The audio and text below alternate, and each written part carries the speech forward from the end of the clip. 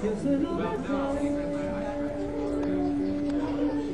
here at the 10,000 Villages sale today. We're hosting it in Kentville. It's the second year we've ran it, and it's a fair trade gift sale from a number of different countries around the world.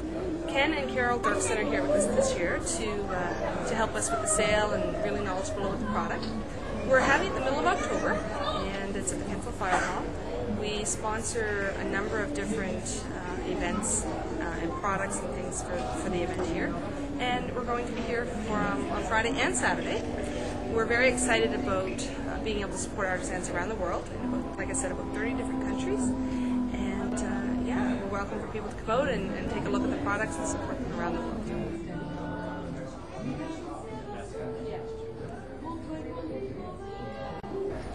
I've seen the 10,000 Villages products around in different places. There used to be a store in Halifax. And a couple of years ago, I was visiting the store in Petitcodiac, Brunswick, and I love the product, and I wanted to know how to bring a festival sale closer to where I live. I talked to them about how to bring a festival sale closer to the Annapolis Valley, whereas I knew the closest ones were in Halifax and Truro. And they indicated that we just needed to find a space that had lots of room for tables, find some volunteers, and do the publicity for the event. So I said, well, it shouldn't be a problem, we can arrange that. And so I was able to pull together a number of different volunteers. We have over 20 volunteers working at the sale with pack-up, set-up, all sorts of things. And we also have a number of volunteers who helped us with publicity, whether it be through church bulletins or posters or flyers in coffee shops and other businesses. So it's a very volunteer-run event, and we're able to bring that in. A lot of people are really familiar with the product, and they're very excited that the sale is here, like myself. And we do a lot of our Christmas shopping here. And other people it's the first time they've heard about it, but they're very interested in the fair trade process and what's happening that way. So it's been a really good opportunity to bring that into the community and help people who already know about it maybe tell their friends or promote it in another way.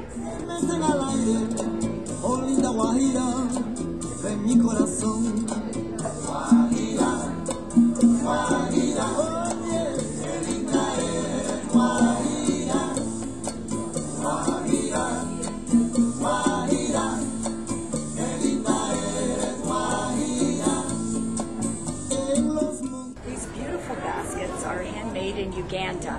The women who make these have all their lives have been affected by HIV/AIDS. We have a story of one woman who is taking care of her 5 younger brothers and sisters because her parents have both died of HIV/AIDS, and she is 28 years old, and she makes these baskets. Typically they spend about 1 day to make a basket like this. A more elaborate basket like this can take them up to 3 to 4 weeks to create. They take straw or the grasses and then wind them all. And they say it's an amazing process to watch how the colors are dyed. They start with the lightest colors, and they have these huge vats of boiling water with the color in it, with the fire underneath. And there are men that mix the grasses in it because it is so heavy that it takes 2 men to lift them out of the water and then set them on the grass to dry. And they're very particular about their colors. They said they will spend hours trying to get the colors just right. There's another story of one of the women who makes these baskets whose husband died of HIV/AIDS, and before he died he managed to get a roof on their home, and she is now working to provide walls, permanent walls instead of just the cloth walls that they have.